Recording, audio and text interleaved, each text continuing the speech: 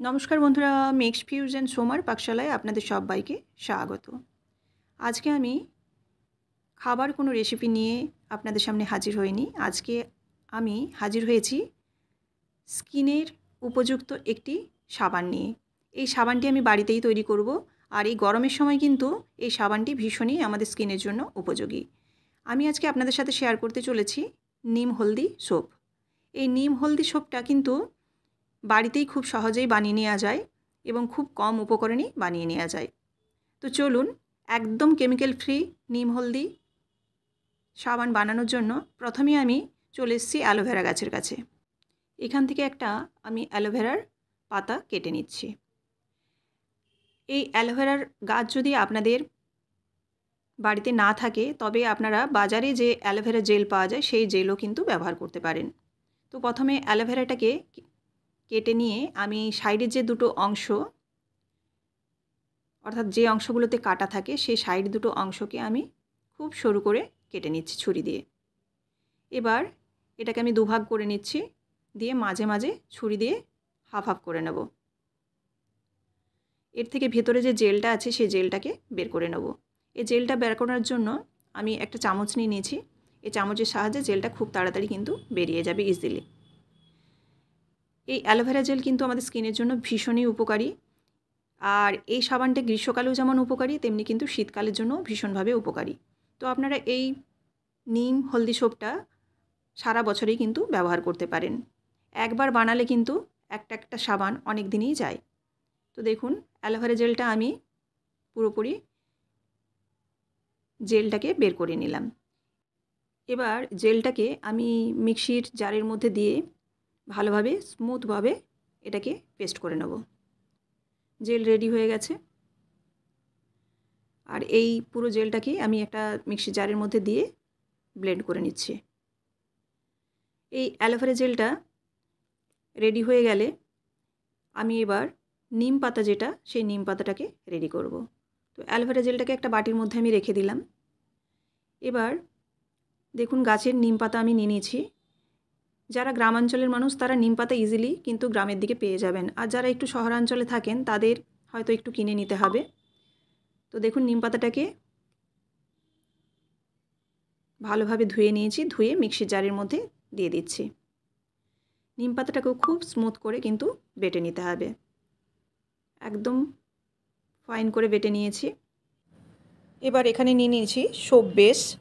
এটা আপনারা অনলাইনে কিনতে পেয়ে যাবেন। আমি এখানে 500 গ্রামের মতো সোপ বেস নিয়েছি। তো এর অর্ধেকটা আমি ব্যবহার করব। অর্ধেকটা ব্যবহার করাতে আমার 4টা কিন্তু সাবান রেডি হয়ে যাবে।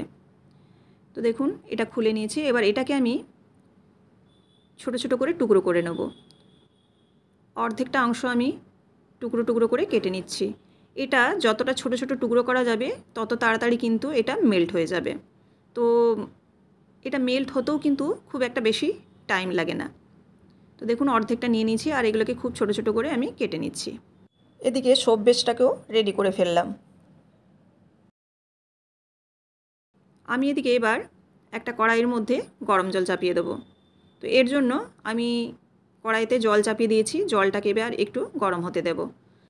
এবার এই সোপ বেসটাকেও একটা পাত্রের মধ্যে নিয়ে নিচ্ছি। এই সোপ বেসটাকে পাত্রের মধ্যে নিয়ে নিলাম। এবার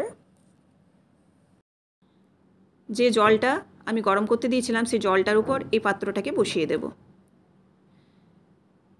এই যে গরম, এই গরমটাই কিন্তু এই সোপটা মেল্ট হয়ে যাবে, আর খুব তাড়াতাড়ি কিন্তু এটা মেল্ট হয়ে যায়, খুব একটা বেশি সময় লাগে না।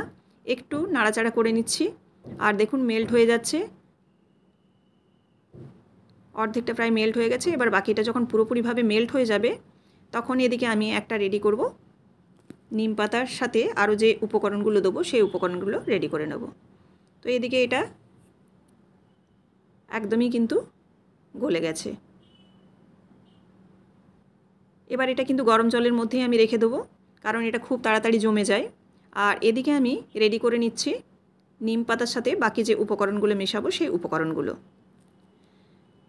এখানে একটা বাটি নিয়ে নিয়েছি। এই বাটির মধ্যে নিয়ে নিচ্ছি নিম পাতা, যেটা বেটে রেখেছিলাম সেই নিম পাতাটা। আর চেষ্টা করবেন নিম পাতাটা একটু কম জল দিয়ে বাটতে, যতটা কম জলে বাটবেন ততটা সাবানটা কিন্তু খুব ভালো হবে। এবার দিয়ে দিলাম হলুদ, এটা কাঁচা হলুদ আমি বেটে রেখেছিলাম। আর এখানে দিয়ে দিচ্ছি অ্যালোভেরা জেলের কিছুটা, আমি অনেকটাই অ্যালোভেরা জেল রেডি করেছিলাম কিন্তু আমি 3 থেকে 4 চামচের মতো দিলাম। আর এখানে দিয়ে দিচ্ছি গ্লিসারিন, গ্লিসারিনটা 1 চামচের মতো দিচ্ছি, কারণ খুব বেশি দিলে কিন্তু চিটচিটে হয়ে যাবে। আর গ্লিসারিন কিন্তু একটু অবশ্যই দিতে হবে, নইলে কিন্তু একটা ড্রাইনেস যে স্কিনের ভাব সেটা কিন্তু থেকে যাবে সাবানটা ইউজ করার পর। দিয়ে দিলাম গোলাপ জল, গোলাপ জল এখানে 2 চামচ দিচ্ছি। আর দিচ্ছি এখানে আমন্ড অয়েল, আমন্ড অয়েলও খুব কম পরিমাণে দিচ্ছি, 1 চামচের একটু কম। আর দিয়ে দেবো ভিটামিন ই ক্যাপসুল একটা। শীতকাল হলে আপনারা দুটো ব্যবহার করতে পারেন, তো গ্রীষ্মকাল হলে একটু এই অয়েলি যে জিনিসগুলো সেগুলো কিন্তু একটু কম করে ব্যবহার করতে হবে। শীতকাল হলে এর পরিমাণগুলো কিন্তু একটু বাড়িয়ে দেবেন। এবার সবগুলোকে খুব ভালোভাবে মিশিয়ে নিচ্ছি। আপনাদের হাতের সামনে যদি এতগুলো উপকরণ না থাকে, শুধুমাত্র নিম পাতা এবং হলুদ আর খুব সামান্য গ্লিসারিন দিয়েই কিন্তু কাজ চলে যাবে। দেখুন এদিকে এটা তো পুরো মেল্ট হয়ে গেছে, এর সাথে এবার যে পেস্ট আমি রেডি করলাম সেটা মিশিয়ে দেব।